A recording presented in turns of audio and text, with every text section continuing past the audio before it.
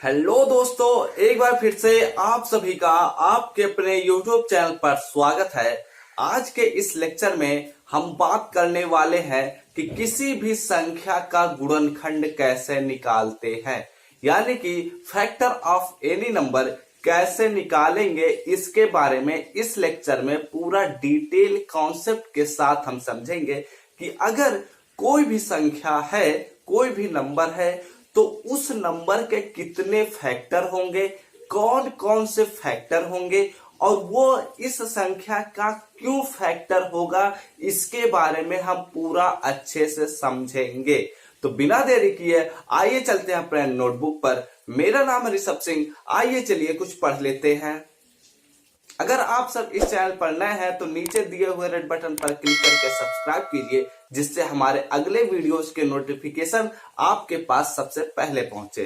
तो चैनल को सब्सक्राइब कर लिए हैं तो शांति पूर्वक कॉपी और पेन लेकर बैठ जाइए और सभी चीजों को नोट जरूर करते रहिएगा, जिससे आगे भी आपको कभी कोई दिक्कत ना हो पाए। तो देखो क्या होता है गुणनखंड।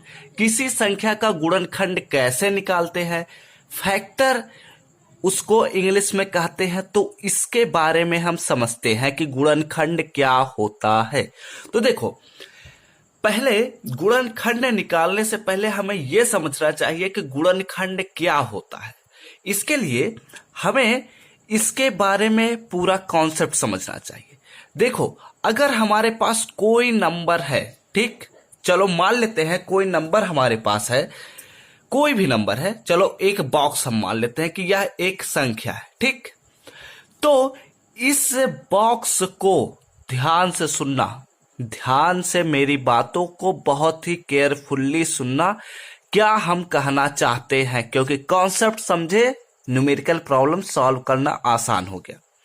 देखो, गुणनखंड क्या होता है, ध्यान से सुनो। अगर हमारे पास कोई संख्या है, ठीक, इस संख्या को जितने भी हिस्सों में डिवाइड करने पर, जितने भी हिस्सों में विभाजित करें, मतलब वो भाग वाला विभाजित नहीं, इसको विभाजित करें मतलब अलग अलग रखें, ठीक।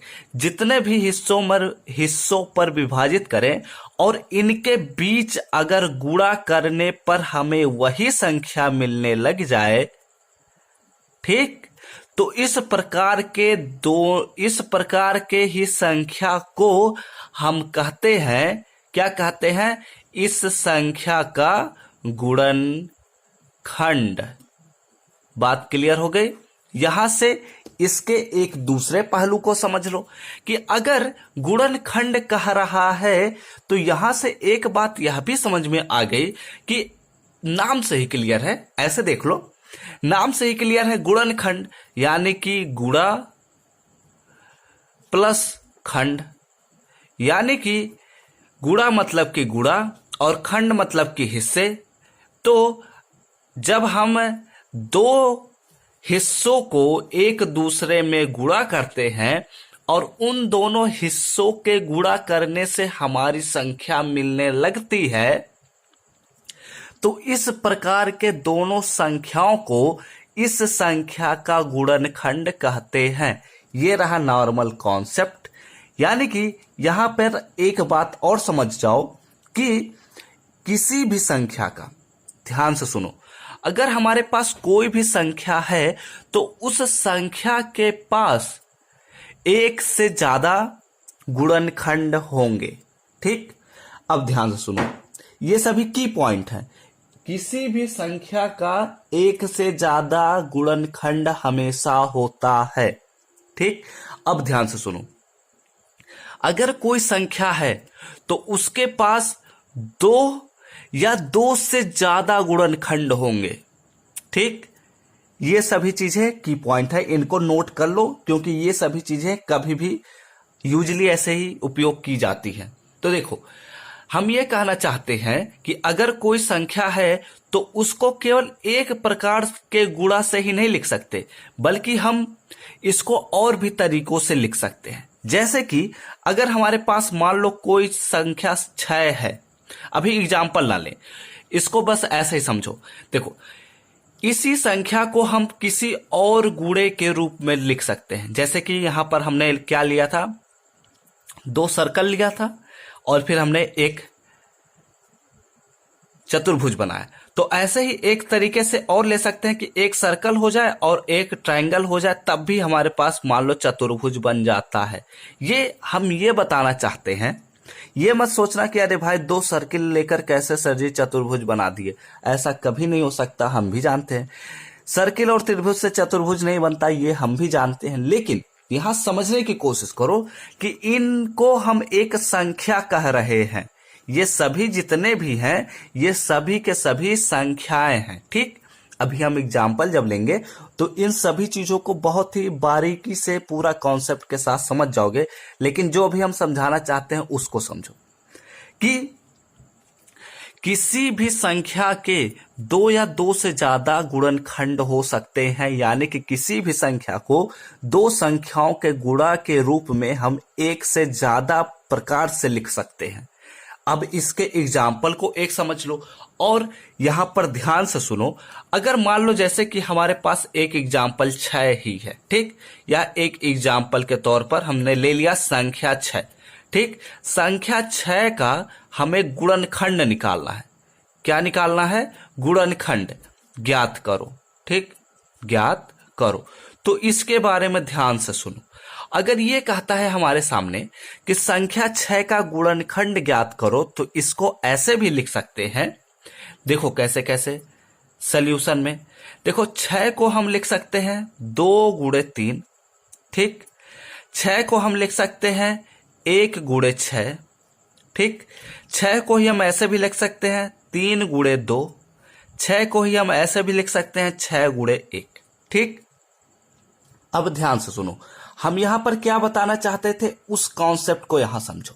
देखो, हम ये बताना चाहते थे कि अगर हमारे पास कोई संख्या है, जैसे हमारे पास 6 है, तो 6 को हम 2 गुणे 3 के रूप में भी लिख सकते हैं। 2 गुणे 3 के रूप में लिख दिए। उसी संख्या 6 को ही हम 1 गुणे 6 के रूप में लिख सकते हैं, 1 गुणे 6 के रूप में भी लिख सकते हैं। यही हमारा समझाने का तरीका था कि ऐसे आपको कॉन्सेप्ट क्लियर होगा। कॉन्सेप्ट क्लियर हुआ, आप न्यूमेरिकल सॉल्व करना समझ गए। तो देखो, हमारे पास जब संख्या 6 है तो इसको 2 गुणे 3 के रूप में लिख सके, 1 गुणे 6 के रूप में लिख सके, 3 गुणे 2 के रूप में लिख सके, 6 गुणे 1 के रूप में लिख सके। लेकिन आप यहां देखेंगे तो 6 को किसी भी और तरीके से हम नहीं लिख सकते। अब आपके मन में यह सवाल उठ सकता है कि अगर सर हम फ्रैक्शन ले लें पार्ट, तो क्या होगा? फ्रैक्शन वाले पार्ट को, तो फ्रैक्शन को पार्ट हमें नहीं लेना, हमें केवल और केवल हमारे पॉजिटिव इंटीजर्स में ही देखना है। ठीक, तो इस प्रकार से हम देखेंगे कि किसी भी संख्या को 2 संख्याओं के गुणनफल के रूप में जब हम लिखते हैं तो ऐसे बने हुए इन 2 संख्याओं को ही हम कहते हैं गुणनखंड उस हमारे ओरिजिनल नंबर का। तो बात समझ में आ गई। तो इसी को हम ऐसे लिख सकते हैं, संख्या 6 का 1, 2, 3 और 6 गुणनखंड है। बात क्लियर हो गई।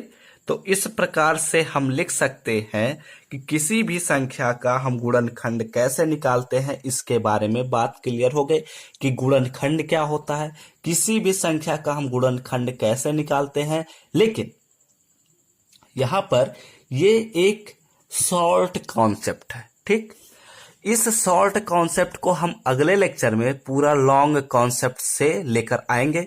वैसे एक वीडियो और हमने, आप लोग ऐसा करिए ना, हमारे प्लेलिस्ट में चले जाइए, वहां पर एक प्लेलिस्ट है फैक्टर कैसे निकालते हैं, हमारे चैनल पर चले जाइए। उस प्लेलिस्ट में हमने बहुत सारे वीडियोज बना रखे हैं फैक्टर पर। एक में सॉल्व ट्रिक बताया है, एक में कॉन्सेप्ट बताया है, एक में हमने पूरा अच्छे से डिटेल कॉन्सेप्ट बताया कि कैसे निकालते हैं। अगर आप 6 क्लास में हैं तो भी आप समझ जाएंगे, चाहे जिस भी क्लास में हो आप वहां पर जाएंगे अच्छे से समझ जाएंगे।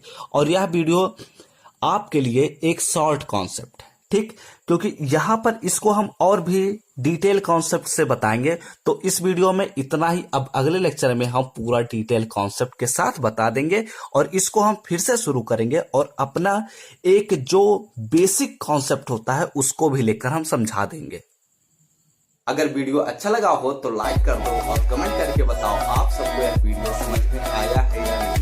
और ऐसे ही ढेर सारे वीडियोज के लिए इस प्लेलिस्ट के अगले वीडियो के नोटिफिकेशन पाने हो तो इस चैनल को सब्सक्राइब कीजिए। हमसे मिलते हैं अपने नेक्स्ट वीडियो में। तब तक घर पर रहो, सुरक्षित रहो, पढ़ते रहो, खेलते रहो और आगे बढ़ते रहो।